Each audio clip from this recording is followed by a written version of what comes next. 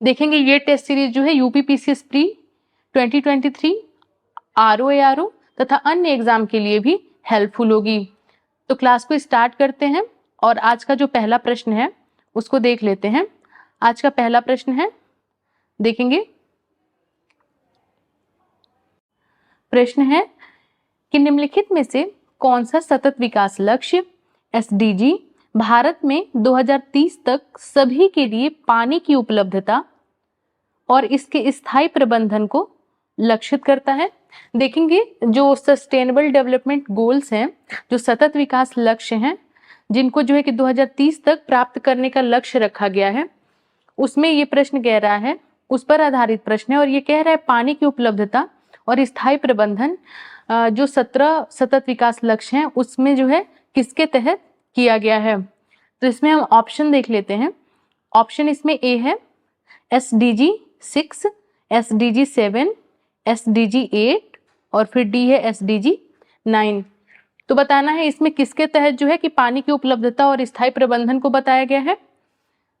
तो देख लेंगे इसमें ऑप्शन कौन सा सही हो जाएगा। तो ऑप्शन नंबर ए इसका सही उत्तर हो जाएगा, यानी कि एसडीजी 6। देखेंगे सतत विकास लक्ष्य या एसडीजी 6 जो है वो सभी के लिए स्वच्छता और पानी के सतत प्रबंधन को सुनिश्चित करने से संबंधित है और इसका ऑप्शन सही हो जाएगा, ऑप्शन नंबर ए इसका सही उत्तर हो जाएगा। उसी प्रकार हम एसडीजी 7 को देख लेते हैं। तो जो सतत विकास लक्ष्य जो 7 है उसके तहत जो है सस्ती, विश्वसनीय, टिकाऊ और जो आधुनिक ऊर्जा तक पहुंच सुनिश्चित करना इसका लक्ष्य है। यहां देख लेंगे सस्ती, टिकाऊ और आधुनिक ऊर्जा तक पहुंच सुनिश्चित करना जो है एसडीजी 7 का लक्ष्य है। उसी प्रकार हम एसडीजी 8 को देख लेते हैं। तो यह जो है सभी के लिए निरंतर, समावेशी और सतत आर्थिक विकास से संबंधित है। देखेंगे निरंतर, समावेशी और सतत आर्थिक विकास से ये संबंधित है। और एसडीजी 9 को देखें तो यह जो है समावेशी और सतत औद्योगिकरण को बढ़ावा देना, समावेशी और सतत औद्योगिकरण को बढ़ावा देना इसका लक्ष्य है। अब हम देख लेते हैं कि सतत विकास लक्ष्य क्या है। तो देखेंगे संयुक्त राष्ट्र द्वारा जो है वर्ष 2015 में, देखेंगे संयुक्त राष्ट्र द्वारा वर्ष 2015 में सतत विकास लक्ष्यों को अपनाया गया और इसे जो है कि 2030 तक प्राप्त करने का लक्ष्य रखा गया है। और इस प्रकार देखेंगे विश्व के प्रत्येक देश को सतत विकास लक्ष्यों में शामिल किया गया है और ये जो लक्ष्य रखे गए हैं कुल 17 लक्ष्यों को इसमें रखा गया है तथा इनमें कुछ उद्देश्यों को रखे गए हैं और ये उद्देश्यों की संख्या जो है 169 है और इनको 2030 तक प्राप्त करना है। तो देख सकते हैं कि कौन सा जो सतत विकास लक्ष्य है वो पानी की उपलब्धता और इसका पानी के स्थायी प्रबंधन को लक्षित करेगा। तो ऑप्शन इसमें सही हो जाएगा, ऑप्शन नंबर ए इसका सही उत्तर हो जाएगा। अगला प्रश्न देख लेते हैं। अगला प्रश्न है कि बहुआयामी निर्धनता सूचकांक में सम्मिलित होता है। तो देखेंगे बहुआयामी निर्धनता जो सूचकांक है उसमें क्या क्या सम्मिलित है और इसमें ऑप्शन देख लेंगे। पहला है स्वास्थ्य, दूसरा है शिक्षा और तीसरा है जीवन स्तर। प्रश्न कह रहा है कि नीचे दिए गए कूटों में से सही उत्तर चुनिए। इसमें ए विकल्प जो है वो है केवल 1 सही है, बी है केवल 2 और 3 सही है, सी है केवल 1 और 2 सही है और डी है 1, 2 और 3 ये तीनों सही है। इसमें देखेंगे ऑप्शन कौन सा सही हो जाएगा। तो ऑप्शन नंबर डी इसका सही उत्तर हो जाएगा, यानी 1, 2 और 3 ये तीनों जो है वो सही है। अब हम देख लेते हैं बहुआयामी जो निर्धनता सूचकांक है उसको।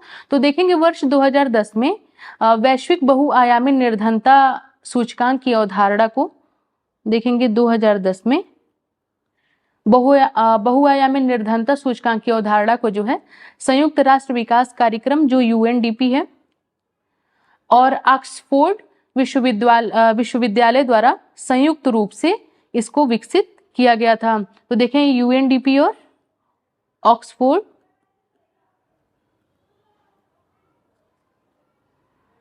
विश्वविद्यालय द्वारा संयुक्त रूप से इसको विकसित किया गया था। और देख लेंगे संयुक्त राष्ट्र विकास कार्यक्रम जो यूएनडीपी है उसके अनुसार निर्धनता जो है एक बहुआयामी संकल्पना है और इसमें जो है केवल आय के आधार पर ही इसको नहीं निकाला जा सकता। इसी प्रकार देखेंगे बहुआयामी गरीबी सूचकांक में मानव विकास सूचकांक को प्रतिबंधित करने वाले 3 आयाम लिए गए हैं और जिसके अंतर्गत जो है कि स्वास्थ्य, शिक्षा और जीवन स्तर, इन तीनों को इसमें सम्मिलित किया गया है। अगला प्रश्न है कि राष्ट्रीय परिवार स्वास्थ्य सर्वेक्षण NFHS 5 सम्मिलित नहीं करता है और देखेंगे इसमें ऑप्शन, तो ऑप्शन है उच्च रक्तचाप को, बी है मधुमेह को, सी है HIV परीक्षण को और डी है मृत्यु का पंजीकरण। तो देखेंगे राष्ट्रीय परिवार स्वास्थ्य सर्वेक्षण के अंतर्गत नीचे दिए गए ऑप्शन में से कौन सा नहीं आता है। तो ऑप्शन देख लेंगे और इसमें ऑप्शन में से कौन सा सही हो जाएगा, तो ऑप्शन नंबर सी इसका सही उत्तर हो जाएगा, यानी HIV परीक्षण जो है इसके अंतर्गत नहीं आता है। देखेंगे राष्ट्रीय परिवार स्वास्थ्य सर्वेक्षण जो NFHS 5 है उसके तहत जो है सतत विकास समूहों के साथ उसको संरेखित करते हुए बढ़ती आयु के साथ इसमें मधुमेह को शामिल किया गया है, उच्च रक्तचाप को भी इसमें शामिल किया गया है और इसके साथ साथ हम इसमें देख लें तो विकलांगता, देखेंगे विकलांगता, मलेरिया, विकलांगता, मलेरिया तथा विटामिन डी का परीक्षण और मृत्यु का पंजीकरण आदि इसमें शामिल है, जबकि HIV परीक्षण को इसमें शामिल नहीं किया गया है। तो ऑप्शन इसमें कौन सा सही हो जाएगा, ऑप्शन नंबर सी इसका सही उत्तर हो जाएगा। अगला प्रश्न देखते हैं। अगला है कि समृद्धि की सीमा की अवधारणा का प्रतिपादन किसके द्वारा किया गया था। देखेंगे जो समृद्धि की सीमा है उसकी अवधारणा का प्रतिपादन इनमें से किसके द्वारा किया गया था और इसमें हम ऑप्शन देख लेते हैं। ऑप्शन है क्लब ऑफ रोम, बी है यूनेस्को, सी है ब्रटलैंड आयोग और डी है एजेंडा 21। देख लेंगे इसमें ऑप्शन कौन सा सही है, तो इसमें ऑप्शन नंबर ए इसका सही उत्तर हो जाएगा, यानी कि क्लब ऑफ रोम। देखेंगे समृद्धि की सीमा की अवधारणा का प्रतिपादन जो है वो क्लब ऑफ रोम द्वारा 1972 में किया गया था। देखें अगर क्लब ऑफ रोम को, तो यह जो है कि 10 देशों के 30 व्यक्तियों का एक ऐसा समूह है।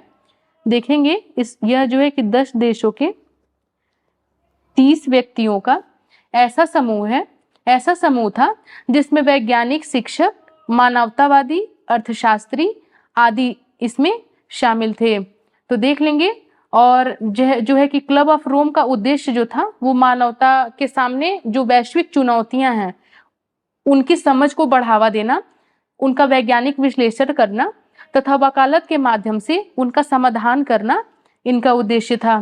तो देख लेंगे ऑप्शन इसमें कौन सा सही हो जाएगा कि समृद्धि की जो सीमा की अवधारणा है उसका प्रतिपादन किसके द्वारा किया गया था, तो ये क्लब ऑफ रोम के द्वारा किया गया था और इसका प्रतिपादन जो किया गया था वो 1972 में किया गया था। अगला प्रश्न देख लेते हैं। अगला प्रश्न है, देखेंगे प्रश्न है, नीचे 2 कथन दिए गए हैं जिसमें एक को कथन A तथा दूसरे को कारण R कहा गया है और इसमें बताना है। कथन को पहले देख लेंगे। तो इसमें जो कथन A दिया गया है वो कह रहा है कि सतत विकास मानव समाज के कल्याण हेतु महत्वपूर्ण है और उसका कारण बताया गया है कि सतत विकास से अभिप्राय ऐसे विकास से है जो भावी पीढ़ियों की जरूरतें पूरी करने की योग्यता को प्रभावित किए बिना वर्तमान समय की आवश्यकता पूरी करे। तो देखेंगे प्रश्न कह रहा है कि नीचे दिए गए कूट में से सही उत्तर चुनिए और इसमें हम देख लेंगे कूट को।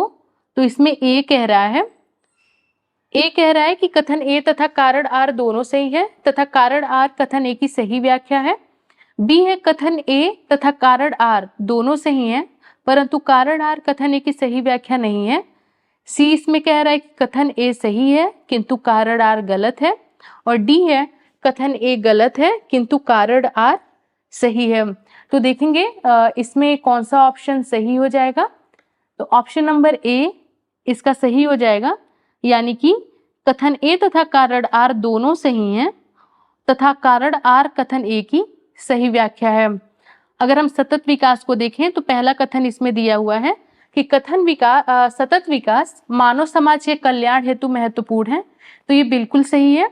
देखेंगे सतत विकास जो है एक प्रकार से समाज, पर्यावरण तथा अर्थव्यवस्था का जो है कि संतुलित एकीकरण है। अगर सतत विकास को देखें तो ये कुछ इस तरह से होता है कि इसके व्यापक संभावित क्षेत्रों या फिर जो देश हैं, यहाँ तक कि आने वाली पीढ़ियों को भी लाभ इसमें पहुंच सके। अर्थात हम कह सकते हैं कि हमें निर्णय करते समय जो है समाज, पर्यावरण तथा अर्थव्यवस्था तथा उनके प्रभावों पर एक बार विचार कर लेना चाहिए। तो सतत विकास जो है कि मानव समाज के कल्याण हेतु महत्वपूर्ण है, ये पहला कथन बिल्कुल सही है। और इसका कारण ये बताया गया है क्योंकि सतत विकास से अभिप्राय ऐसे विकास से है जो भावी पीढ़ियों यानी कि जो आने वाली पीढ़ियां हैं उनकी जरूरतें पूरी करने की योग्यता को प्रभावित किए बिना वर्तमान समय की आवश्यकता पूरी करे। तो इसमें ऑप्शन ए सही हो जाएगा कि कथन ए तथा कारण आर ये दोनों सही हैं तथा कारण आर जो है वो ए की सही व्याख्या है। अगला प्रश्न देखेंगे। अगला प्रश्न है कि वर्ष के अधिकांश हिस्से में बेरोजगार रहने वाले व्यक्तियों की संख्या को कहा जाता है। और इसमें हम ऑप्शन देख लेंगे। ऑप्शन है सामान्य स्थिति बेरोजगार, बी इसमें है देखेंगे दैनिक स्थिति बेरोजगार, सी है साप्ताहिक स्थिति बेरोजगार और डी है उपयुक्त में से कोई नहीं। तो देख लेंगे इसमें कौन सा ऑप्शन सही हो जाएगा। इसमें जो ऑप्शन सही हो जाएगा ऑप्शन नंबर ए इसका सही उत्तर हो जाएगा, यानी कि इनको जो है कि सामान्य स्थिति बेरोजगार कहा जाएगा। देख लेंगे वर्ष के अधिकांश हिस्से में जो है बेरोजगार रहने वाले व्यक्तियों की संख्या को जो है कि सामान्य स्थिति बेरोजगार कहा जाता है। और इसमें ऑप्शन सही हो जाएगा जो ऑप्शन नंबर ए इसका सही उत्तर हो जाएगा। अगला प्रश्न देखते हैं। अगला प्रश्न है कि निम्नलिखित में से किस प्रत्यक्ष लाभ योजना को Guinness book of world record द्वारा विश्व की सबसे बड़ी प्रत्यक्ष लाभ योजना माना गया है। तो देखेंगे नीचे कुछ योजनाएं दी हुई हैं और इनमें से जो है कि किसको जो है कि Guinness book of world record के द्वारा विश्व की सबसे बड़ी प्रत्यक्ष लाभ योजना माना गया है। और इसमें हम ए देख लेंगे मनरेगा, बी है पहल, सी है NSAP और डी है उपयुक्त में से कोई नहीं।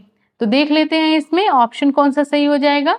तो ऑप्शन नंबर बी इसका सही उत्तर हो जाएगा, यानी जो पहल योजना है उसका सही उत्तर हो जाएगा। देखें अगर पहल योजना को तो यह जो है प्रत्यक्ष हस्तांतरित लाभ यानी पहल योजना विश्व के सबसे बड़े नगद हस्तांतरण कार्यक्रम के रूप में 13 अगस्त 2015 को जो है कि Guinness book of world record में ये दर्ज की गई है। और यह जो योजना है, जो पहल योजना है, यह औपचारिक रूप से देखें तो पेट्रोलियम और प्राकृतिक गैस मंत्रालय के तत्वाधान में जो है 2013 में LPG सब्सिडी के लिए इसको चलाया गया था प्रत्यक्ष लाभ हस्तांतरण के नाम से। देखेंगे प्रत्यक्ष लाभ हस्तांतरण के नाम से इसको चलाया गया था, ये शुरू की गई थी। और 2000 देखेंगे 14 में इसको जो है कि पहल के रूप में इसको नामित किया गया था। तो ऑप्शन इसमें सही हो जाएगा, ऑप्शन नंबर बी इसका सही उत्तर हो जाएगा। इसके बाद देखेंगे 1 जनवरी 2015 से ये योजना जो है, पहल योजना जो है, ये पूरे देश में लागू हो गई थी 1 जनवरी 2015 से। एक बार जो डेट्स हैं उनको सीरियल वाइज एक बार और देख लेते हैं। देखेंगे पहल को, तो पहल जो है कि 2013 में इसको प्रत्यक्ष लाभ हस्तांतरण योजना के रूप में शुरू किया गया था। 2013 में प्रत्यक्ष लाभ हस्तांतरण योजना के रूप में इसको शुरू किया गया था। देखेंगे 2014 में जो है इस योजना को पहल के रूप में नामित किया गया तथा 1 जनवरी 2015 को यह योजना जो है पूरे देश में 1 जनवरी 2015 से लागू कर दी गई।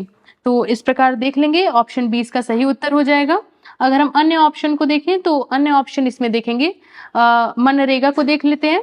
तो मनरेगा जो है यानी कि महात्मा गांधी राष्ट्रीय ग्रामीण रोजगार गारंटी अधिनियम 2005 की अधिसूचना, यह जो है कि 7 सितंबर 2005 को ये जारी की गई तथा इसका उद्देश्य जो है ऐसे ग्रामीण परिवार जिनके वयस्क सदस्य अकुशल शारीरिक श्रम करना चाहते हैं, उनको जो है कि एक वित्त वर्ष में कम से कम 100 दिन तक गारंटी युक्त मजदूरी रोजगार उपलब्ध कराना है। तो ऑप्शन जो ए है मनरेगा, तो मनरेगा ये हो जाएगा।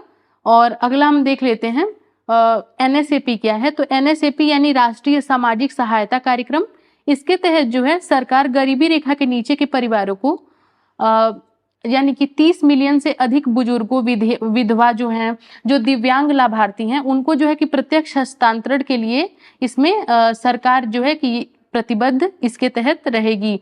देखेंगे यह कार्यक्रम जो है, जो अभाव से जूझ रहे परिवार हैं उन तक जो है कि नगद प्रदान करना इसका लक्ष्य है। तो देख लेंगे। और ऑप्शन, तो ऑप्शन इसमें जो सही हो जाएगा ऑप्शन नंबर बी इसका सही उत्तर हो जाएगा। अगला प्रश्न देख लेते हैं। अगला प्रश्न है कि राष्ट्रीय खाद्य सुरक्षा अधिनियम के संदर्भ में निम्नलिखित कथनों में से कौन सा सही है। और इसमें हम कथन पहला देख लेंगे। इसमें पहला कथन है कि यह 75% ग्रामीण और 50% शहरी जनसंख्या को आच्छादित करेगी। दूसरा है कि महिलाओं और बच्चों के पोषण संबंधी सहायता पर विशेष ध्यान देना।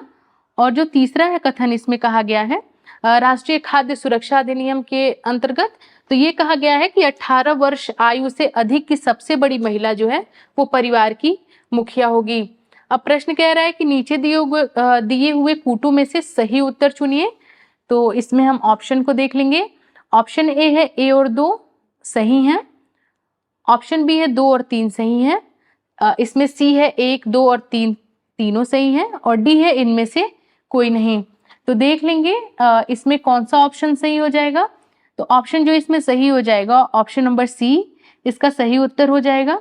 यानी कि इसमें से 1, 2 और 3 ये तीनों कथन सही हैं। अब हम जो है कि राष्ट्रीय खाद्य सुरक्षा अधिनियम के बारे में देख लेते हैं।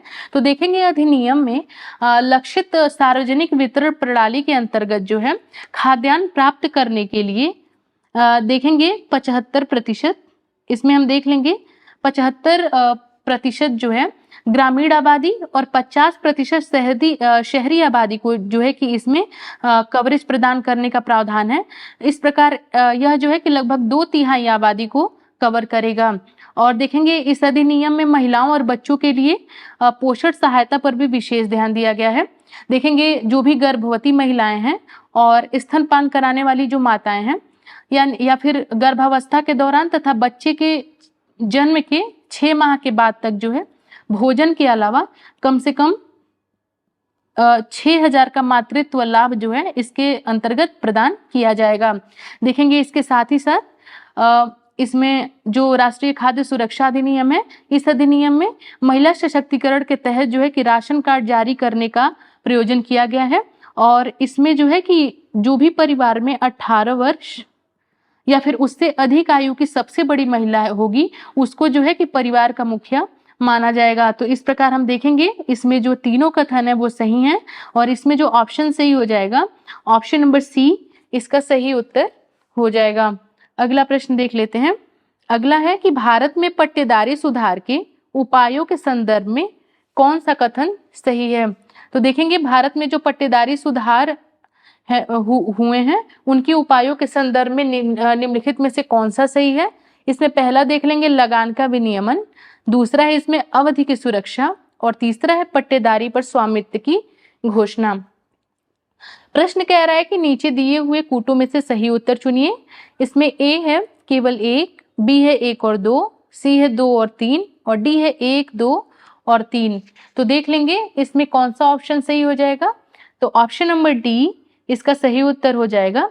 यानी कि 1, 2 और 3 यानी भारत में जो पट्टेदारी सुधार है उसके उपायों के संदर्भ में ये तीनों जो है वो सही हैं। अब हम पट्टेदारी या फिर काश्तकारी को देख लेते हैं।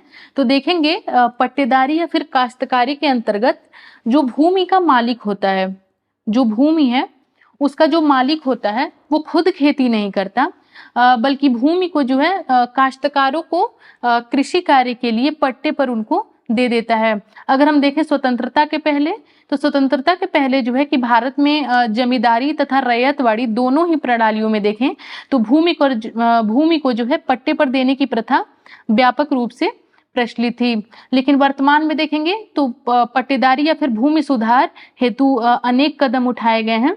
उसी के अंतर्गत जो है कि लगान का विनियमन है, यानी कि इसके अंतर्गत जो है इस बात की कोशिश की जाएगी कि जो भी भूस्वामी हैं, जो यानी कि जिनकी वो भूमि है, उनके द्वारा जो है जो भी काश्तकार जिनको भूस्वामियों द्वारा जिनको वो भूमि दी गई है, उनसे अधिक लगान न वसूला जाए। तो ये हो गया। दूसरा है उसके अवधि की सुरक्षा, और तीसरा है पट्टेदारी पर स्वामित्व की घोषणा।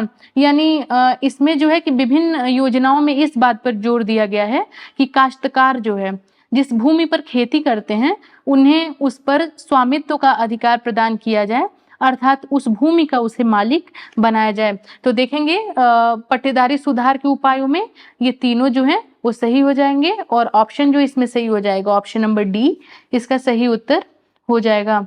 अगला प्रश्न देख लेते हैं। अगला प्रश्न है कि जीवन की भौतिक गुणवत्ता सूचकांक जो PQLI है वो किसके द्वारा विकसित किया गया है। और इसमें हम ऑप्शन को देखेंगे तो ऑप्शन ए है मॉरिस डी मॉरिस, बी है UNDP, सी है महबूब उल हक, और डी है उपयुक्त में से कोई नहीं। तो इसमें हम देख लेंगे जीवन की भौतिक गुणवत्ता जो सूचकांक है वो जो है कि मॉरिस डी मॉरिस के द्वारा विकसित किया गया है। तो ऑप्शन इसमें जो सही हो जाएगा ऑप्शन नंबर ए इसका सही उत्तर हो जाएगा। देखेंगे सन 1979 में जो है मॉरिस डी मॉरिस द्वारा जीवन की भौतिक गुणवत्ता सूचकांक या फिर PQLI का निर्माण किया गया। और इसमें हम देखेंगे तो डी मॉरिस ने जो है कि 3 संकेतकों का इसके अंतर्गत चयन किया। इसमें हम पहला देखेंगे जो जीवन की भौतिक गुणवत्ता सूचकांक है उसमें उन्होंने 3 संकेतक बताए थे। उसमें पहला इन्होंने बताया था शिशु मर्त्यता, यानी कि शिशु मर्त्यता का अर्थ है कि 1 वर्ष से कम आयु के पहले जब शिशु की मृत्यु हो जाए तो उसे शिशु मर्त्यता कहते हैं। उसी प्रकार इसमें इन्होंने बताया था जीवन प्रत्याशा, और इसके अंतर्गत जो तीसरा उन्होंने तीसरा संकेतक जो बताया था वो बताया था मौलिक साक्षरता। तो इस प्रकार हम देख लेंगे कि जीवन की भौतिक गुणवत्ता सूचकांक जो है वो मॉरिस डी मॉरिस द्वारा विकसित किया गया था। तो ऑप्शन जो इसमें सही हो जाएगा ऑप्शन नंबर ए इसका सही उत्तर हो जाएगा। अगला प्रश्न देखते हैं। अगला प्रश्न है कि भारत में नगरीय क्षेत्रों में BPL परिवारों की पहचान के लिए निम्नलिखित में से कौन सी समिति गठित की गई थी। देखेंगे भारत में जो नगरीय क्षेत्रों में रहने वाले BPL परिवार हैं, यानी बिलो पॉवर्टी लाइन, यानी गरीबी रेखा के नीचे वाले जो परिवार हैं उनकी पहचान करने के लिए इसमें से कौन सी समिति गठित की गई थी। और इसमें हम ऑप्शन देख लेंगे। ऑप्शन है तेंदुलकर समिति, ऑप्शन बी है सक्सेना समिति, सी है लकड़ावाला समिति, और डी है हाशिम समिति। अब देख लेंगे इसमें कौन सा ऑप्शन सही हो जाएगा। तो ऑप्शन नंबर डी इसका सही उत्तर हो जाएगा, यानी कि हाशिम समिति। देखेंगे भारत में नगरीय क्षेत्रों में BPL परिवारों की पहचान के लिए हाशिम समिति का गठन जो है प्रोफेसर RS हाशिम जो थे, प्रोफेसर RS हाशिम की अध्यक्षता में किया गया था। और देखेंगे इस समिति को, तो इस समिति ने जो है अपनी रिपोर्ट में शहरों में गरीबी रेखा से नीचे रहने वाले परिवारों की पहचान करने के लिए 3 चरण की पहचान उनके द्वारा की गई थी। तो देख लेंगे इसमें ऑप्शन जो सही हो जाएगा ऑप्शन नंबर डी इसका सही उत्तर हो जाएगा। अगला प्रश्न देख लेते हैं। अगला प्रश्न है कि भारत में सार्वजनिक क्षेत्र के कार्यों के संदर्भ में निम्नलिखित में से कौन सा कथन सही है। और इसमें हम ऑप्शन देखेंगे। ऑप्शन पहला है सार्वजनिक उपयोगिता संसाधन प्रदान करना, दूसरा है सामाजिक और आर्थिक ऊपरी पूंजी का निर्माण, तीसरा है संतुलित क्षेत्रीय और क्षेत्रकीय विकास सुनिश्चित करना, और चौथा है समतावादी लक्ष्यों को आगे बढ़ाना। प्रश्न कह रहा है कि नीचे दिए हुए कूटों में सही उत्तर चुने। देखेंगे इसमें ए जो विकल्प है वो कह रहा है 1, 2 और 3 सही है, बी है 2, 3 और 4 सही है, सी है 1, 2, 3 और 4 सही है, और डी है 1, 3 और 4 सही है। तो देख लेंगे इसमें कौन सा ऑप्शन सही हो जाएगा। तो ऑप्शन नंबर देख लेंगे, ऑप्शन नंबर सी इसका सही उत्तर हो जाएगा, यानी कि 1, 2, 3 और 4 इसमें सही है। तो ऑप्शन नंबर सी इसका सही उत्तर हो जाएगा। देखेंगे औद्योगिक नीति 1956 ने जो है सार्वजनिक क्षेत्र को भारतीय अर्थव्यवस्था में एक केंद्रीय स्थान प्रदान किया था। अतः देखेंगे विकासशील देशों में व्यवस्थित तथा नियोजित विकास की प्राप्ति हेतु तथा जो निर्धनता के दुष्चक्र से निकलने के लिए, आर्थिक विकास की गति को तीव्र करने के लिए तथा जो पूंजी संचयन की दर है उसको बढ़ाने के लिए अगर हम देखें तो जो सार्वजनिक क्षेत्र है उसका योगदान होता है। देखेंगे भारत के सार्वजनिक क्षेत्र के कार्यों में सार्वजनिक उपयोगिता संसाधन प्रदान करना, उसी प्रकार हम देखेंगे सामाजिक और आर्थिक पूंजी का निर्माण तथा देखेंगे जो क्षेत्रीय विकास है उसको सुनिश्चित करना तथा जो भी समतावादी लक्ष्य हैं उनको बढ़ावा देना, ये सभी जो है सार्वजनिक क्षेत्र के लक्ष्य में शामिल हैं। तो इस प्रकार हम देख लेंगे कि भारत में सार्वजनिक क्षेत्र के कार्यों के संदर्भ में कौन सा कथन सही है। तो ये चारों जो है सही हो जाएगा, यानी कि सार्वजनिक उपयोगिता संसाधन प्रदान करना, सामाजिक और आर्थिक ऊपरी पूंजी का निर्माण, संतुलित क्षेत्रीय और क्षेत्रकीय विकास सुनिश्चित करना तथा समतावादी लक्ष्यों को आगे बढ़ाना। तो इस प्रकार इसमें ऑप्शन नंबर जो सी है वो सही हो जाएगा। अगला प्रश्न देखते हैं। अगला प्रश्न है कि भारत में जीएसटी यानी वस्तु एवं सेवा कर कब से प्रभावी हुआ था। देखेंगे ये प्रश्न जो है कि काफी बार आ चुका है, ये पुराना प्रश्न भी है। तो इसमें हम ऑप्शन देख लेंगे। ऑप्शन इसमें ए है 1 अप्रैल 2017, बी है 1 जुलाई 2016, सी है 1 जुलाई 2017 और डी है 1 मार्च 2016। तो देख लेंगे इसमें कौन सा ऑप्शन सही हो जाएगा। तो ऑप्शन नंबर सी इसका सही उत्तर हो जाएगा, यानी भारत में जीएसटी जो है 1 जुलाई 2017 से प्रभावी हुआ था। तो ऑप्शन नंबर सी देख लेंगे इसका सही उत्तर हो जाएगा। देखेंगे जीएसटी का अर्थ है गुड्स एंड सर्विस टैक्स, यानी वस्तु एवं सेवा कर, और यह जो है कि 1 जुलाई 2017 को भारत में प्रभावी हो गया था। अगर जीएसटी को देखें तो यह जो है कि बहुस्तरीय कर प्रणाली है जो कि जिसकी प्रकृति जो है कि बहुत ही अधिक व्यापक है तथा यह वस्तु और सेवाओं की बिक्री पर लागू होती है। और देखेंगे अगर वर्तमान में देखें तो वर्तमान में जो वस्तु एवं सेवा कर है वो पूरे देश में लागू है। तो ऑप्शन नंबर सी इसका सही हो जाएगा कि 1 जुलाई 2017 को जीएसटी जो है प्रभावी हुआ था। अगला प्रश्न देखते हैं। अगला प्रश्न है कि राष्ट्रीय सामाजिक सहायता कार्यक्रम में गरीबी रेखा से नीचे के लिए निम्नलिखित कार्यक्रम सम्मिलित नहीं है। तो इसमें हम देख लेंगे ऑप्शन। तो ऑप्शन है राष्ट्रीय परिवार लाभ कार्यक्रम, बी है अन्नपूर्णा, सी है महिला किसान सशक्तिकरण परियोजना और डी है उपयुक्त सभी। तो देख लेंगे राष्ट्रीय सामाजिक सहायता कार्यक्रम में गरीबी रेखा से नीचे के लिए इसमें से कौन सा कार्यक्रम उसमें सम्मिलित नहीं है।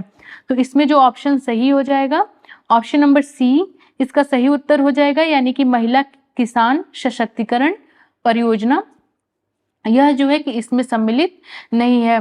अगर हम देखें वर्तमान में तो वर्तमान में जो एनएसएपी है यानी कि राष्ट्रीय सामाजिक सहायता कार्यक्रम, उसके तहत जो है कि 5 कार्यक्रम इसमें शामिल किए गए हैं। तो इन 5 कार्यक्रमों में से हम देख लेते हैं। इसमें एक है इंदिरा गांधी राष्ट्रीय वृद्धावस्था पेंशन योजना, देख लेंगे इंदिरा गांधी राष्ट्रीय वृद्धावस्था पेंशन योजना। उसी में दूसरा हम देख लेंगे इंदिरा गांधी राष्ट्रीय विधवा पेंशन योजना, इंदिरा गांधी राष्ट्रीय वृद्धा पेंशन योजना। तीसरा हम इसमें देखेंगे इंदिरा गांधी राष्ट्रीय विकलांगता पेंशन योजना, देखेंगे इंदिरा गांधी राष्ट्रीय विकलांगता पेंशन योजना। और उसके बाद हम देख लेंगे राष्ट्रीय परिवार लाभ योजना यानी कि राष्ट्रीय परिवार लाभ कार्यक्रम, और देख लेंगे अन्नपूर्णा। तो इस प्रकार ये जो 5 हैं, यानी इंदिरा गांधी राष्ट्रीय वृद्धावस्था पेंशन योजना, दूसरा है इंदिरा गांधी राष्ट्रीय विधवा पेंशन योजना, देखेंगे इंदिरा गांधी राष्ट्रीय विधवा पेंशन योजना, तीसरा है इंदिरा गांधी राष्ट्रीय विकलांगता पेंशन योजना, चौथा है राष्ट्रीय परिवार लाभ कार्यक्रम और पांचवा है अन्नपूर्णा। इन पांचों को जो है राष्ट्रीय सामाजिक सहायता कार्यक्रम में गरीबी रेखा से नीचे के लिए इन कार्यक्रमों को इसमें सम्मिलित किया गया है, जबकि महिला किसान सशक्तिकरण परियोजना इसमें शामिल नहीं है। तो इस प्रकार इसमें जो ऑप्शन सही हो जाएगा, ऑप्शन नंबर सी इसका सही उत्तर हो जाएगा। अगला देख लेते हैं। अगला है लघु उद्योगों के लिए बनी निम्नलिखित समितियों को अवरोही क्रम में सबसे पहले गठित होने वाली समिति के आधार पर क्रम निर्धारित कीजिए और नीचे दिए हुए कूटों में से सही उत्तर चुनिए। तो इसमें हम देख लेते हैं जो समितियों के नाम दिए हुए हैं। ये समितियां हैं नायक समिति, दूसरा है इसमें आबिद हुसैन समिति, तीसरा है एसएस कोहली समिति और चौथा है कारवे समिति।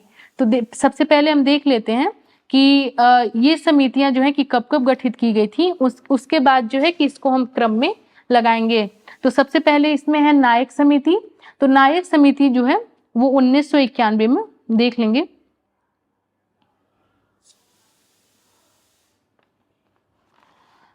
नायक समिति को, तो नायक समिति जो है वो 1991 में गठित की गई थी। उसी प्रकार हम देख लेते हैं आबिद हुसैन समिति, तो यह जो है कि 1995 में गठित की गई थी। तीसरा है इसमें एसएस कोहली समिति, तो यह जो है कि 2000 में गठित की गई थी। और कारवे समिति को देखें तो कारवे समिति जो है ये 1955 में गठित की गई थी। तो इस प्रकार इसको हम देख लेंगे ऑप्शन इसमें कौन सा सही हो जाएगा। तो अगर इसमें हम ऑप्शन देखें तो ऑप्शन इसमें जो सही हो जाएगा ऑप्शन नंबर बी इसका सही उत्तर हो जाएगा, यानी कि 3, 2, 1 और 4, ऑप्शन नंबर बी इसका सही उत्तर हो जाएगा। देखेंगे नायक समिति 1991, आबिद हुसैन समिति 1995, एसएस कोहली समिति इसका गठन जो है कि 2000 में हुआ था, यानी और कारवे समिति इसमें से जो है 1955 में गठित की गई थी। तो देखेंगे इसमें जो सबसे बाद में जो है कि गठित होने वाली समिति कौन सी है, वो जो है कि एसएस कोहली समिति है, तथा इसमें सबसे पहले कौन सी समिति का गठन हुआ था, कारवे समिति का सबसे पहले गठित की गई थी। अब हम देख लेते हैं इन समितियों के कार्य क्या क्या हैं। तो देखेंगे जो कारवे समिति है जिसका गठन 1955 में किया गया था, यह जो है कि लघु उद्योगों के विकास के लक्ष्यों को पूरा करने हेतु सुझाव देने के लिए इस समिति का गठन किया गया था। उसी प्रकार हम नायक समिति को देख लेते हैं। तो नायक समिति का गठन जो है वो 1991 में हुआ था और इसको जो है कि लघु उद्योग क्षेत्र की वित्त संबंधी समस्याओं के मूल्यांकन हेतु इसको गठित किया गया था। उसी प्रकार दो अन्य ये समितियां देख रहे हैं, तो ये आबिद हुसैन समिति और एसएस कोहली समिति को देखें तो ये दोनों समितियां जो हैं ये जो है कि उद्योग मंत्रालय द्वारा गठित समितियां हैं। और अगर इनको हम देख लें तो आबिद हुसैन समिति इसको जो है कि 1995 में ये गठित की गई थी। देखेंगे यह जो है कि भारत में सीमित लघु उद्योगों के विकास हेतु समस्याओं का अध्ययन करने के लिए जो है कि इस समिति का गठन किया गया था। उसी प्रकार हम एसएस कोहली समिति को देखें जिसका गठन जो है कि 2000 में किया गया था। इसको जो है कि भारतीय रिजर्व बैंक द्वारा 2000 में एसएस कोहली की अध्यक्षता में जो भी लघु उद्योगों से संबंधित कार्यों के लिए इसका गठन किया गया था। तो इसमें हम इस प्रकार देख लेंगे ऑप्शन कौन सा सही हो जाएगा, तो ऑप्शन नंबर बी इसका सही उत्तर हो जाएगा। अगला प्रश्न देखते हैं। अगला है देखेंगे सूची 1 को सूची 2 से सुमेलित कीजिए तथा सूचियों के नीचे दिए गए कूट को सही उत्तर चुनिए। तो देखेंगे इसमें जो है कि सूची 1 को सूची 2 से इसमें मिलान करना है। सबसे पहले देखेंगे इसमें जो है कि सूची 1 में कार्यक्रम कुछ दिए गए हैं तथा ये कार्यक्रम कब प्रारंभ किए गए थे उनको दूसरी तरफ सूची 2 में जो है उनसे संबंधित वर्ष दिए हुए हैं और इनका जो है मिलान करना है। तो इसमें हम सबसे पहले देख लेते हैं। सबसे पहले इसमें जो दिया गया है वो है अंधत्व नियंत्रण हेतु राष्ट्रीय कार्यक्रम और इसका प्रारंभ जो किया गया था ये 1976 में किया गया था, यानी A का 2 हो जाएगा। 20 में है समन्वित बाल विकास योजना, यह जो है इसका प्रारंभ जो है 1975 में किया गया था, यानी बी का 1 हो जाएगा। सी है इसमें राष्ट्रीय कुष्ठ निवारण कार्यक्रम, तो इसका प्रारंभ 1983 में किया गया था, तो हो जाएगा सी का 4। और डी है राष्ट्रीय ग्रामीण स्वास्थ्य मिशन, तो राष्ट्रीय ग्रामीण स्वास्थ्य मिशन जो है ये सबको पता है कि ये 2005 में शुरू किया गया था। तो इस प्रकार हम देख लेंगे ए का 2, बी का 1, देखेंगे इसमें कौन सा ऑप्शन सही हो जाएगा। ए का 2 देख लेंगे, ए का 2, बी का 1, यानी ए का 2, बी का 1 केवल ऑप्शन सी में है, तो इसमें जो ऑप्शन सही हो जाएगा ऑप्शन नंबर सी इसका सही उत्तर हो जाएगा। अब हम एक एक करके जो है कि इन कार्यक्रमों के बारे में थोड़ा थोड़ा देख लें। सबसे पहले हम इसमें देखेंगे, सबसे पहले इसमें हम अंधत्व नियंत्रण हेतु राष्ट्रीय कार्यक्रम को देख लेते हैं, जो कि 1976 में शुरू किया गया था। इसमें देखेंगे पूरी तरह से केंद्र प्रायोजित परियोजना के रूप में जो है देखेंगे, इसमें 2020 तक जो है दृष्टिहीनों की संख्या 0.3% करने का लक्ष्य से इसको शुरू किया गया था। और यह कब प्रारंभ की गई थी, तो ये 1976 से प्रारंभ की गई थी। दूसरा हम इसमें देख लेते हैं समन्वित बाल विकास योजना, तो इसका प्रारंभ जो है कि 1975-76 में किया गया था। और इसको भी देखें, ये भी जो है कि एक केंद्र प्रायोजित योजना है, और यह जो है कि मानव संसाधन विकास मंत्रालय के द्वारा जो है इसमें बच्चों के समग्र विकास तथा जो माँ है उसके सशक्तिकरण के उद्देश्य के लिए इसको प्रारंभ किया गया था।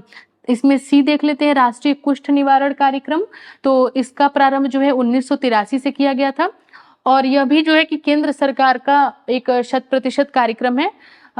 तो इस प्रकार डी हम देख लेंगे राष्ट्रीय ग्रामीण स्वास्थ्य मिशन, तो इसको जो है कि 2005 से प्रारंभ की गई, तथा ये भी जो है कि केंद्र प्रायोजित योजना है, और इसका उद्देश्य देश भर में ग्रामीण परिवारों को बहुमूल्य स्वास्थ्य सेवाएं उपलब्ध कराना इसका लक्ष्य है। तो इस प्रकार हम देख लेंगे इसमें जो ऑप्शन सही हो जाएगा ऑप्शन नंबर सी इसका सही उत्तर हो जाएगा। अगला प्रश्न देख लेते हैं। अगला प्रश्न है कि भारतीय अर्थव्यवस्था के वैश्वीकरण का क्या अर्थ है, और इसमें हम ऑप्शन देखेंगे। ऑप्शन ए है बड़ा एफडीआई, ऑप्शन बी है बाहरी उधार में वृद्धि, ऑप्शन सी है आयात प्रतिस्थापन, और डी है अन्य देशों के साथ आर्थिक संबंध पर न्यूनतम संभव प्रतिबंध। तो देखेंगे भारतीय अर्थव्यवस्था के वैश्वीकरण इसका क्या अर्थ है, तो इसमें ऑप्शन देख लेंगे ऑप्शन कौन सा सही हो जाएगा। तो ऑप्शन नंबर डी इसका सही उत्तर हो जाएगा, यानी कि अन्य देशों के साथ आर्थिक संबंध पर न्यूनतम संभव प्रतिबंध, इसका ये जो ऑप्शन है वो सही हो जाएगा।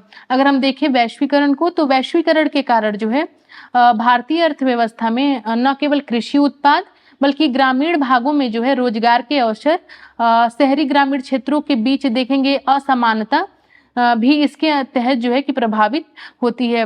देखेंगे वैश्वीकरण को, तो वैश्वीकरण ने जो है भारत के लिए एक बड़े पैमाने पर सकारात्मक प्रभाव के साथ एक बड़ा जो आर्थिक उछाल है वो पैदा किया है। अगर वैश्वीकरण को देखें तो वैश्वीकरण वह प्रक्रिया है जिसके द्वारा लोग और सामान सीमाओं के पार आसानी से चले जाते हैं, और मुख्य रूप से यह एक आर्थिक अवधारणा है, यानी राष्ट्रों के बीच, दो राष्ट्र हैं उनके बीच उत्पादों और सेवाओं के प्रवाह को धीमा करने के लिए कुछ बाधाओं के साथ बाजार, व्यापार और निवेश का एकीकरण इसमें देखा जाता है। इस प्रकार हम देखेंगे तो भारतीय अर्थव्यवस्था में जो वैश्वीकरण का अर्थ है वो अन्य देशों के साथ आर्थिक संबंध पर न्यूनतम संभव प्रतिबंध, ये ऑप्शन सही हो जाएगा। अगला प्रश्न देख लेते हैं। अगला प्रश्न है कि कारपोरेट सामाजिक उत्तरदायित्व जो CSR है उसके संदर्भ में निम्नलिखित में से कौन सा कथन सही है, और इसमें हम ऑप्शन देख लेंगे। ऑप्शन ए है पहला जो है इसमें कथन है कंपनी एक्ट 2014 ने CSR को अनिवार्य बना दिया, और इसमें हम दूसरा देखेंगे। दूसरा कह रहा है कि इसके अंतर्गत आने वाली कंपनियों को अपने वार्षिक शुद्ध लाभ का 1% CSR गतिविधियों में व्यय करना होगा। प्रश्न कह रहा है कि नीचे दिए गए कूटों में सही उत्तर का चयन कीजिए, और इसमें हम पहला देख लेते हैं। तो पहला है ए केवल 1, इसमें बी है केवल 2, सी है 1 और 2 दोनों, और डी है ना तो 1 और ना ही 2। अब इसमें देख लेंगे इसमें कौन सा ऑप्शन सही हो जाएगा। तो देखेंगे इसमें ऑप्शन नंबर डी इसका सही उत्तर हो जाएगा, यानी ना तो 1 और ना ही 2। यानी कि इसमें से अगर हम दोनों कथन को देखें तो दोनों में से कोई भी कथन सही नहीं है। अब हम इसमें देख लेते हैं, देखेंगे भारत में कारपोरेट सामाजिक उत्तरदायित्व की अवधारणा को कंपनी अधिनियम 2013 की धारा 135 के अधीन नियंत्रित किया जाता है। तो इस प्रकार हम देखेंगे पहला जो है वो गलत हो गया, और दूसरा हम देखेंगे कि इस अधिनियम के अनुसार कंपनियों को जो है पिछले 3 वर्षों के शुद्ध लाभों का औसत 2% जो है कारपोरेट सामाजिक उत्तरदायित्व यानी कि जो CSR है उसकी गतिविधियों पर खर्च करना अनिवार्य है। तो देखेंगे शुद्ध लाभ का जो है कि 1% नहीं होगा बल्कि यहाँ पे 2% होगा। तो इस प्रकार इन दोनों कथनों को देखेंगे तो ये दोनों कथन जो है वो सही नहीं है, और इसमें जो ऑप्शन सही हो जाएगा ऑप्शन नंबर डी इसका सही उत्तर हो जाएगा। अगला देख लेते हैं। अगला है देखेंगे एक अर्थव्यवस्था में, देखेंगे प्रश्न है कि डैश एक अर्थव्यवस्था में कीमतों के समग्र स्तर में गिरावट और मुद्रा की क्रय शक्ति में वृद्धि है। तो देखेंगे नीचे दिए गए ऑप्शन में से इसमें से कौन सा सही हो जाएगा कि किस प्रकार की अर्थव्यवस्था में कीमतों के समग्र स्तर में गिरावट और मुद्रा की क्रय शक्ति में वृद्धि होती है। तो इसमें ऑप्शन देख लेंगे, ऑप्शन है मुद्रास्फीति, बी है अति मुद्रास्फीति, सी है इसमें मुद्रास्फीति जनित मंदी, और डी है अपस्फीति। तो इसमें जो ऑप्शन सही हो जाएगा ऑप्शन नंबर डी इसका सही उत्तर हो जाएगा, यानी कि अपस्फीति। अब हम देख लेंगे अपस्फीति को, तो अपस्फीति को जो है कि डिसइंफ्लेशन भी कहते हैं। देख लेंगे इसको जो है कि डिसइंफ्लेशन भी कहते हैं। अब देख लेते हैं अपस्फीति क्या है। देखेंगे मुद्रा अपस्फीति वह प्रक्रिया है जिसमें मुद्रास्फीति की स्थिति में देखेंगे मुद्रास्फीति की स्थिति में ऊंचे कीमत स्तर को कम करने के लिए इसको लाया जाता है, यानी कि इसमें मुद्रा की मात्रा में कमी कर दी जाती है। यानी इसको ऐसे समझ सकते हैं, देखेंगे यह वह प्रक्रिया है जिसमें मुद्रास्फीति की स्थिति में ऊंची कीमत स्तर को कम करने के लिए अगर मुद्रास्फीति अधिक है तो इसके ऊंचे कीमत स्तर को इसमें कम करने के लिए जो मुद्रा की मात्रा है उसमें कमी कर दी जाती है, जो मुद्रा की मात्रा है उसमें कमी कर दी जाती है। और यह जो है एक योजना, यह योजना अनुसार जो है कि सरकार के द्वारा लाई जाती है, यानी सरकार के द्वारा योजना बनाकर जो है अपस्फीति लाई जाती है। तो ऑप्शन इसमें डी सही हो जाएगा। अब हम मुद्रास्फीति को देख लेते हैं कि मुद्रास्फीति क्या है। तो मुद्रास्फीति का अर्थ है सामान्य बोलचाल भाषा में इसको हम महंगाई कहते हैं, इन्फ्लेशन। इसको देख लेंगे तो इसका अर्थ है कि लोगों के पास मुद्रा बढ़ने के साथ साथ यदि वस्तुओं का दाम भी निरंतर बढ़ता रहे तो यह जो है कि मुद्रास्फीति है। उसी प्रकार हम अति मुद्रास्फीति को देखें तो अति मुद्रास्फीति का उपयोग उस स्थिति का वर्णन करने के लिए किया जाता है जहां सभी वस्तुओं और सेवाओं की कीमतें एक निश्चित अवधि के दौरान अनियंत्रित रूप से बढ़ती हों। उसी प्रकार हम देख लेते हैं मुद्रास्फीति जनित मंदी को, यानी कि इसको हम स्टैगफ्लेशन कहते हैं।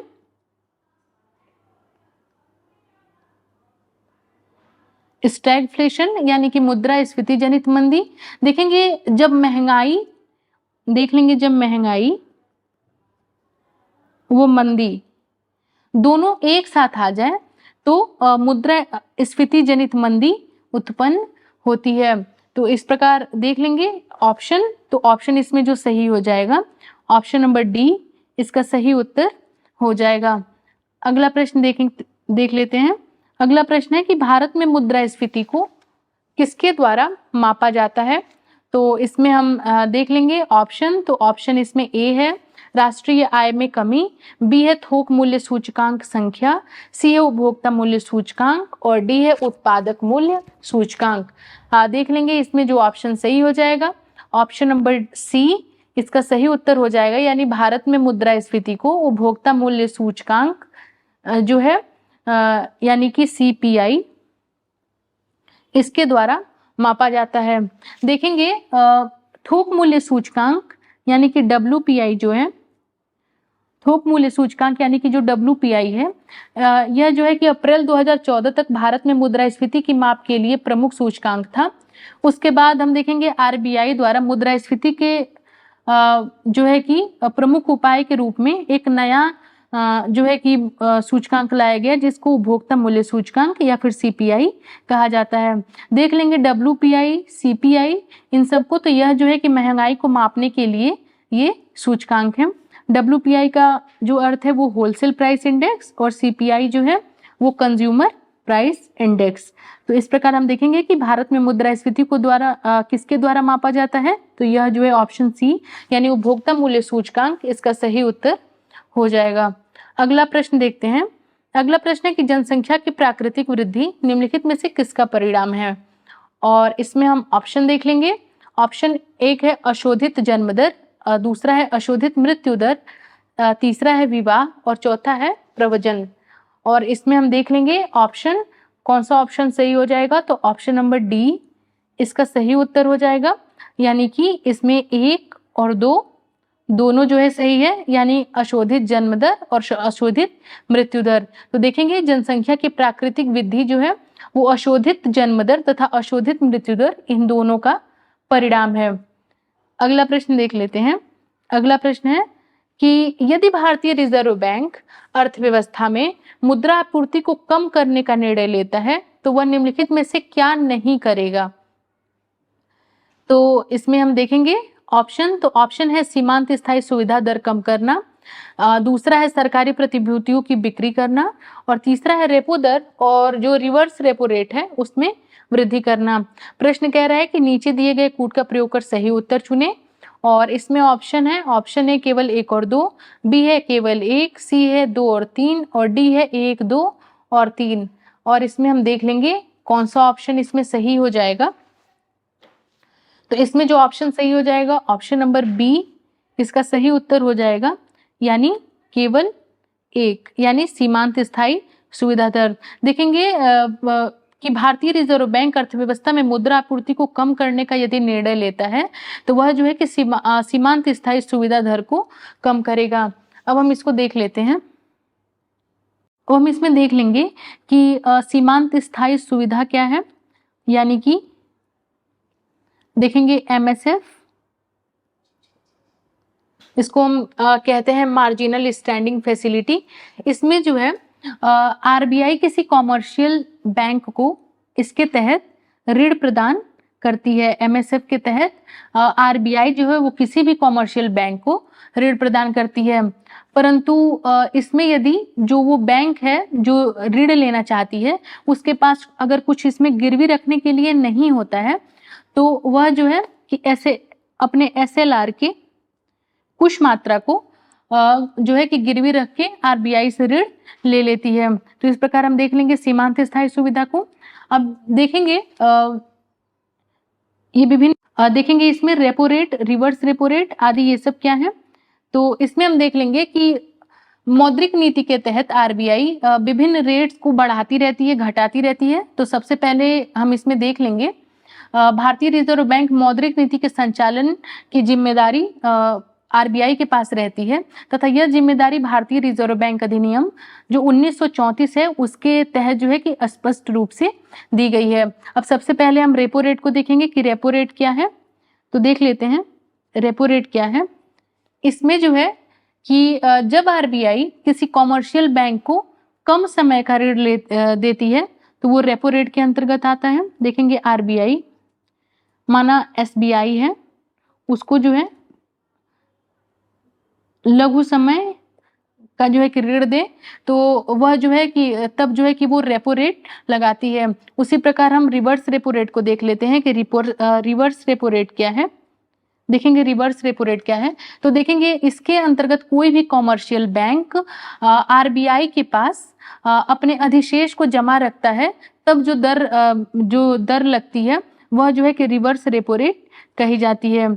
आगे हम मार्जिनल स्टैंडिंग फैसिलिटी को हमने देख लिया था, उसी प्रकार हम देख लेंगे खुला बाजार प्रचलन। इसमें हम देख लेंगे खुला बाजार प्रचालन या फिर OMO जो है, देख लेंगे OMO, ये क्या है? तो इसमें जो है कि सरकारी प्रतिभूतियों की प्रत्यक्ष खरीद और बिक्री, इसके तहत दोनों शामिल होती है। तो इसमें जो ऑप्शन सही हो जाएगा।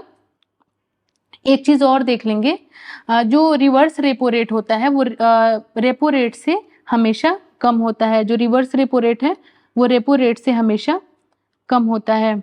तो इसमें ऑप्शन जो सही हो जाएगा, ऑप्शन नंबर जो है ई, इसका सही उत्तर हो जाएगा। अगला प्रश्न देखेंगे। अगला है कि भारत में निम्नलिखित 5 वर्षीय योजनाओं में किसका मुख्य ध्येय संपोषणीय वृद्धि था? तो देख लेंगे ऑप्शन इसमें ए है 9वीं, बी है 10वीं, सी है 11वीं और डी है 12वीं। और इसमें ऑप्शन कौन सा सही हो जाएगा? तो ऑप्शन इसमें जो सही हो जाएगा ऑप्शन नंबर डी, इसका सही उत्तर हो जाएगा। देखेंगे जो भारत में पंचवर्षीय योजनाएं चली, उसमें जो है जो 12वीं पंचवर्षीय योजना थी उसका जो प्रमुख लक्ष्य था वो संपोषणीय वृद्धि था। तो इस प्रकार देख लेंगे संपोषणीय वृद्धि तथा सतत विकास इसका लक्ष्य था। तो इसमें जो ऑप्शन सही हो जाएगा ऑप्शन नंबर डी, इसका सही उत्तर हो जाएगा। अब हम पंचवर्षीय योजनाओं को देख लेते हैं। देखेंगे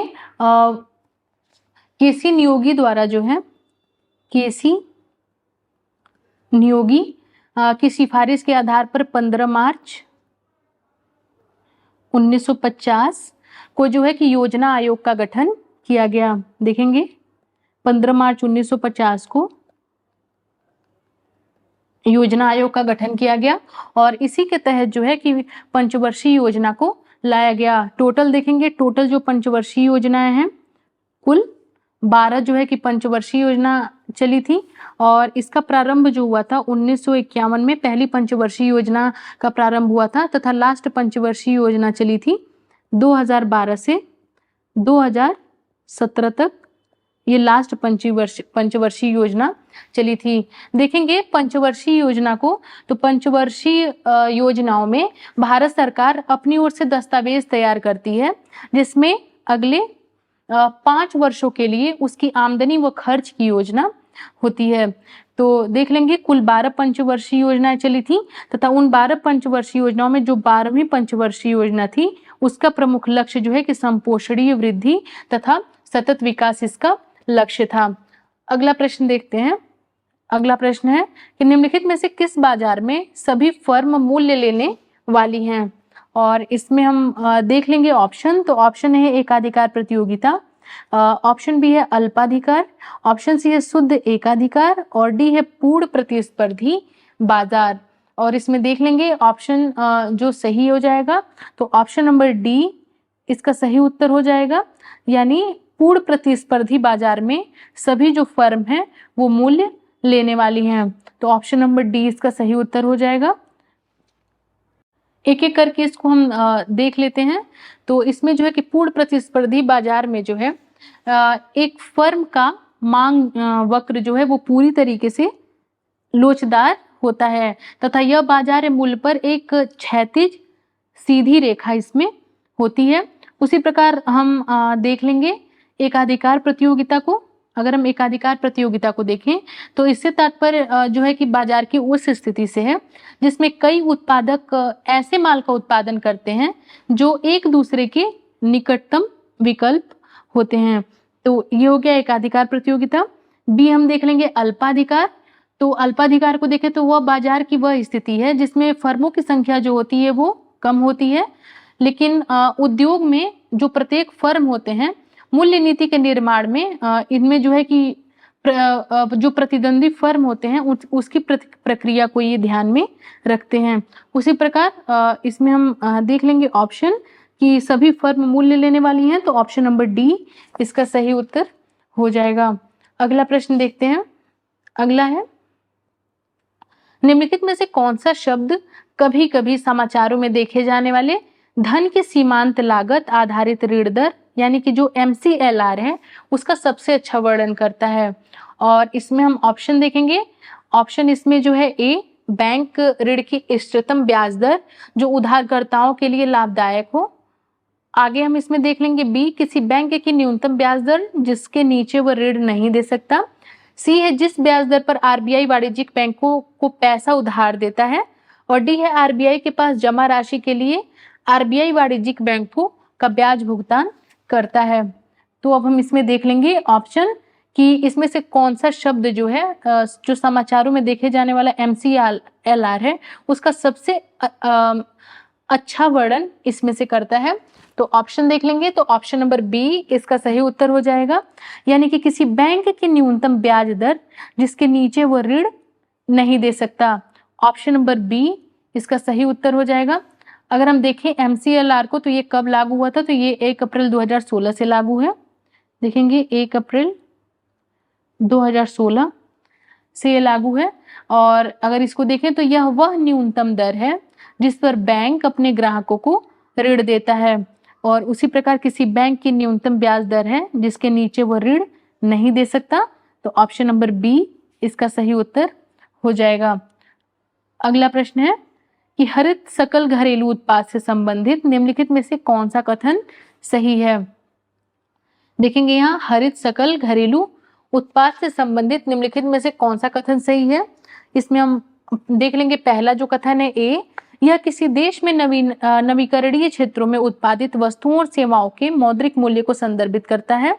बी है यह पर्यावरणीय क्षति के समायोजन के बाद किसी देश में उत्पादित तैयार माल और सेवाओं के कुल मौद्रिक मूल्य को संदर्भित करता है।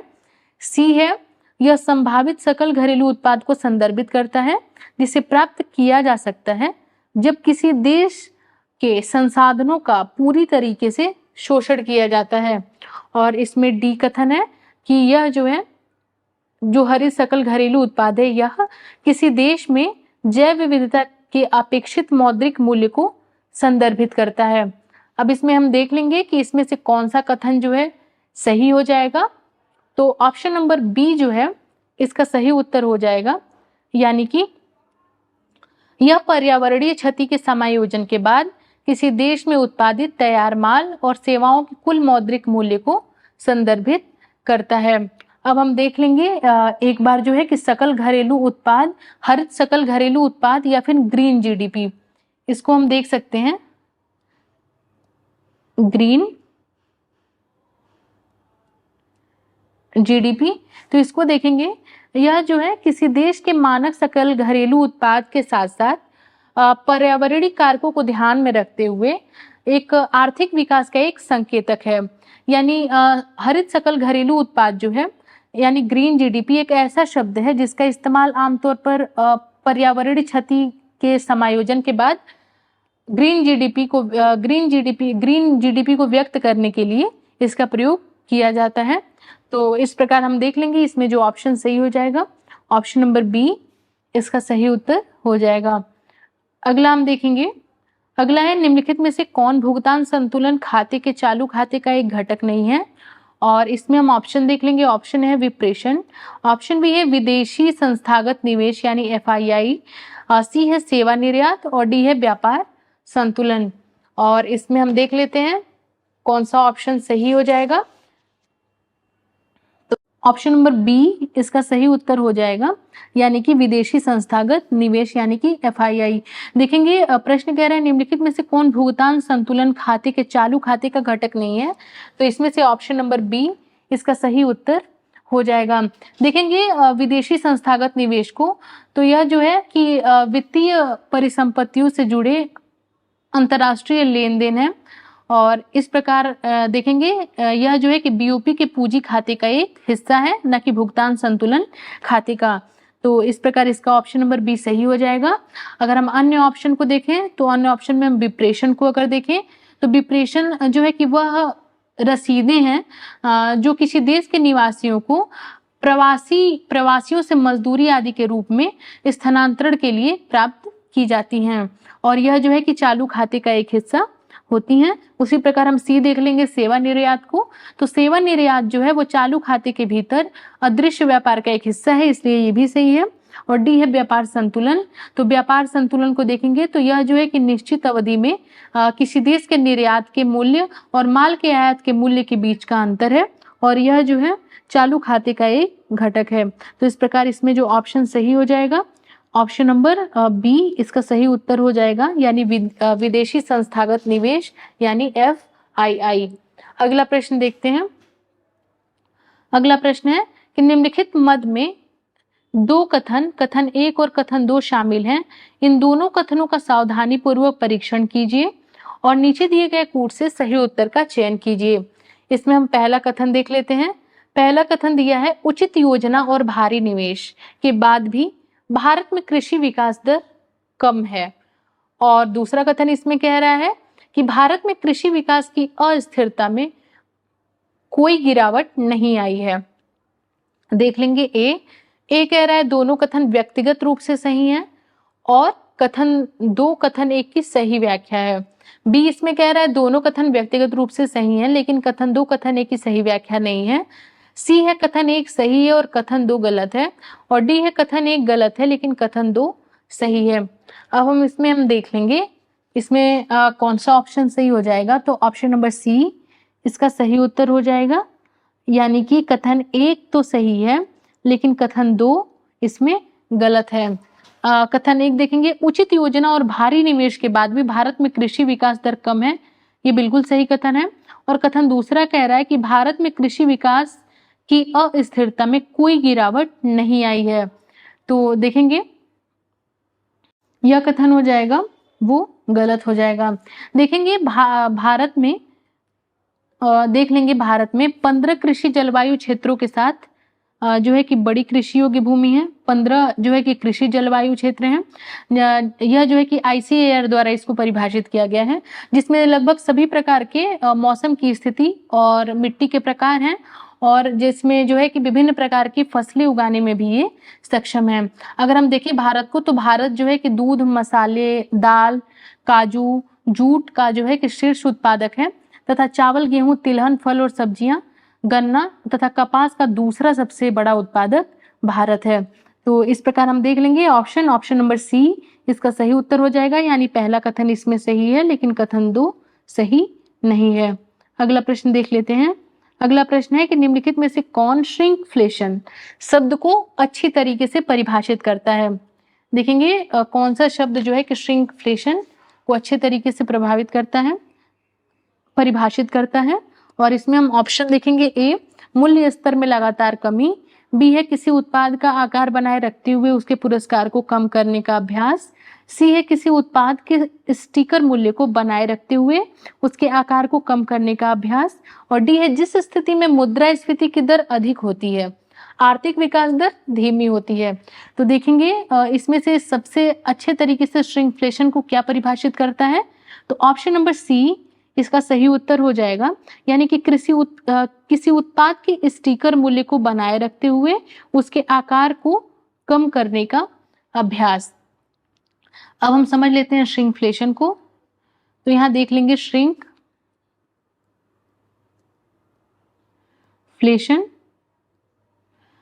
अब इसमें देख लेंगे श्रिंक का अर्थ है संकुचित करना, कम करना या फिर छोटा करना, और फ्लेशन तो इसमें हम देख लेंगे यहां समझ लेंगे श्रिंकफ्लेशन को। तो देखेंगे माना पहले जो ये पार्ले जी बिस्किट है उसका ये पैकेट है, यह जो है कि पहले 10 रुपए का ये जो पैकेट वो मिलता था।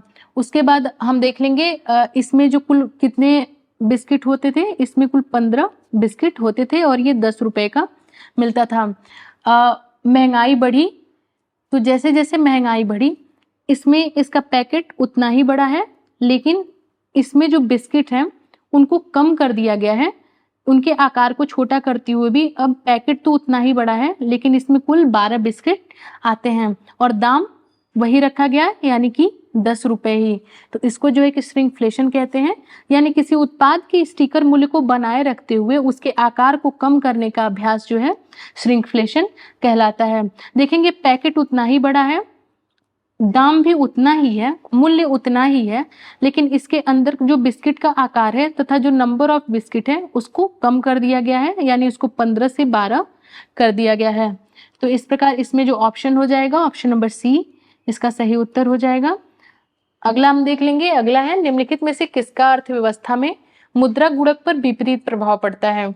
और इसमें हम ऑप्शन को देखेंगे। ऑप्शन है बैंकों में जमा की संख्या में वृद्धि, बी है बैंकों में वैधानिक तरलता अनुपात में वृद्धि, सी है बैंकों में नगद आरक्षित अनुपात में वृद्धि, और डी है लोगों की बैंकिंग आदत में वृद्धि। और हम देख लेंगे किसका जो है कि अर्थव्यवस्था में मुद्रा गुणक पर विपरीत प्रभाव पड़ता है। तो ऑप्शन इसमें जो बी है वो सही हो जाएगा, यानी कि बैंकों में वैधानिक तरलता अनुपात में वृद्धि।